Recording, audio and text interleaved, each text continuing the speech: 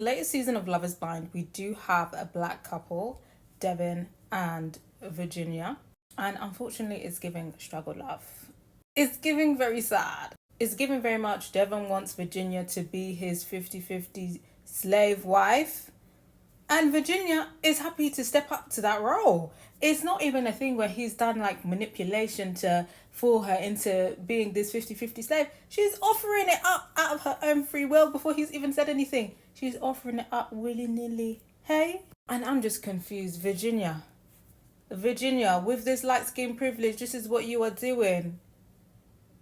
Absolutely not. It's given very much like I'ma hold my man down. Like I love a black man to infinity and to infinity. And if it means holding down a broke one, I will do it. My thing is, Virginia, why the broke ones? Why not the successful ones? I'm so confused. So anyway, in the pods, Devin was talking about how he owns this and he owns that. And he's like a basketball coach, but it seems like he was embellishing what he actually does. And it seems like in reality, he's still very much in the building phase. Like he's an entrepreneur, but he's an entrepreneur that's broke and not making any money and is in debt. And that's why I always say, like, don't be trusting these entrepreneurs. Ask them for their tax return. Ask them, you need to be asking for the bank statements, because a lot of these entrepreneurs ain't got no money. On top of that, he's got quite a bit of debt. He's got student debt and he's got lots of medical bills that he needs to pay off. He says that he's paid off about half. We don't know the number.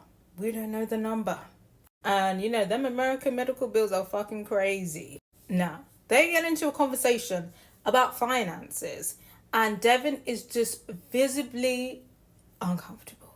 And it's given, I don't really have the money. Because they're talking about getting an apartment and then they're talking about going to his apartment, which is a bit smaller. And I'm already thinking, like, why would they go to his apartment when it's smaller and she's got the bigger apartment?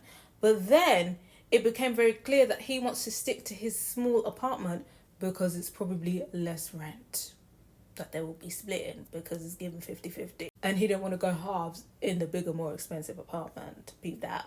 So obviously he's talking about apartments, aka renting. And she's talking about, I want to buy. And again, he's looking uncomfortable. He looks like he wants the ground to swallow him up because he knows that he can't afford to buy. And to me, it's just wild to be wanting to get married with no money. But I digress. Then he starts talking about, so how are we gonna split the mortgage? Is one person going to pay the mortgage and is one person going to do the utilities? No discussion of the deposit. And no discussion of who is going to take who. Because, you know, somebody looking to save some money, if, you know, they're splitting bills, which I personally just think is ridiculous in a marriage, is looking like he wants the utility bill and not the mortgage. But he sure probably wants both names on the mortgage. So, to me, I just found that a very strange question. Typically because I feel like when people split things, mortgage, utility, usually it's the man taking the mortgage. And if they are splitting bills that way, it's the woman covering the utilities because it's less. But I feel like he was fishing for her to be like, well, I'll cover the mortgage since I make more money than you. That's what it felt like. Then it gets into the whole building wealth thing, and like I said, he starts talking about his aspirations, and then it comes out that he was embellishing things. But basically, what he said that he was in the pod is what he hopes to be. So he hopes to be the head of a high school football coach. He hopes to, you know, be the CEO of a viable business, etc., etc. So he's talking about his goals. And here Virginia comes, being the pick me, talking about, yes, I'm here for generational wealth. Because even in the post, she was talking about, you know, I make good money, I own my own apartment, I do this, I do that, I make good money.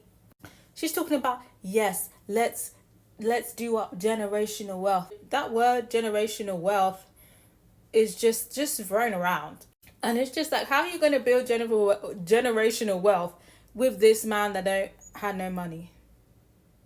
And you're about to get married. is giving this is a solo project. She's talking about, she wants to get this money. She wants to be a millionaire.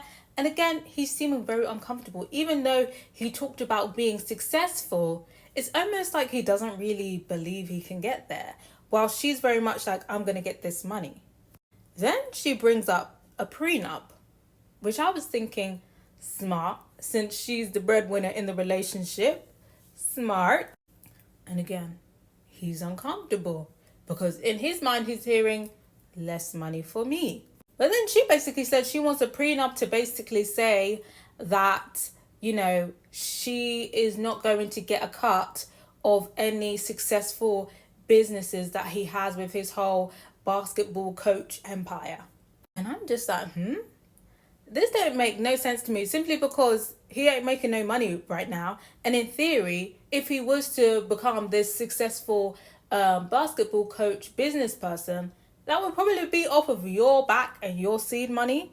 But you don't want to touch it if you guys get divorced and he becomes successful off your back. To me, that didn't make no sense. No sense. Even if you are very militant, let's split everything prenup person, that don't make no sense for her not to want a cut of his coaching business when it's very clear that she's going to be providing the seed money for it since he don't got it right now. Then after the whole prenup situation, she starts talking about, when she hears about his medical debt, she's like, I will help you pay off your debt. I will pay off your debt. Huh? So you want a prenup to say that you're not going to get a cut of any of his successful businesses, but you're happy to pay off his debts. Let me get this right. In the marriage, he has this successful business that he used off your back. Doing the cooking and cleaning so you don't have to worry about that. Raising the kids so you don't have to worry about that. Providing the seed money so you don't have to worry about that. Paying the bills when he's investing in this business that's making no money, so he can now make money. You don't want a cut, but you're happy to pay off this man's medical bills, which is probably in the hundreds of thousands. And automatically, Devin lights up. He starts smiling. He starts relaxing. He's like, oh my gosh, Virginia's going to take care of me. Sprinkle, sprinkle. Does he say anything about, oh no, I do want to split my business with you, especially if we're working together to get this money? Nope. He's happy to take what Virginia's giving. But is he willing to give to Virginia? Absolutely not. Absolutely not. He's like, I didn't have to manipulate or scheme or come up with a sub-story or nothing. She's just willingly giving me her money. He's thinking, I got the right one. Then we now go to meet his family. And this was just weird. The questionings were weird. And it's giving very much Pick Me Slave boot camp. That's what this family meeting felt like. Because the questioning, talking about, are they going to go 50-50? In terms of bills, they say they are. And then they're like, but are you going to go 50-50 in terms of marriage roles? And Virginia, already, pick me. Oh, no, I'm going to do the cooking and cleaning. I don't mind taking care of the kids. I don't care. I don't mind about taking care of the kids, but the finances we can split. Everybody's happy. Everybody's happy that she's this pick me slave mule. It was so weird. And that pretty much told me all that I need to know. Because these are meant to be like Christian people, but they're happy to go 50-50 with the bills, but they're happy to have Virginia doing all of the cooking, taking care of the kids. And let me guess, Devin's going to say that he's the head of the household when he ain't paying all the bills. How? And Virginia's going to allow it if she marries that man, which is just ridiculous. Virginia brings up the prenup. Immediately, they don't like it because in their minds, they think Devin is going to get less money. Weird. They try to say it's like, oh, planning for divorce. No. They're worried about Devin getting this money because they clearly don't have any. Then they ask her, what is she going to do when he loses a job? And to me, this is a red flag question.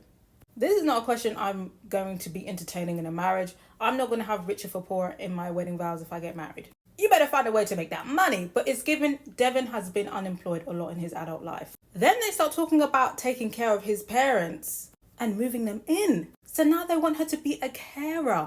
Very weird. Diabolical. Let me know your thoughts.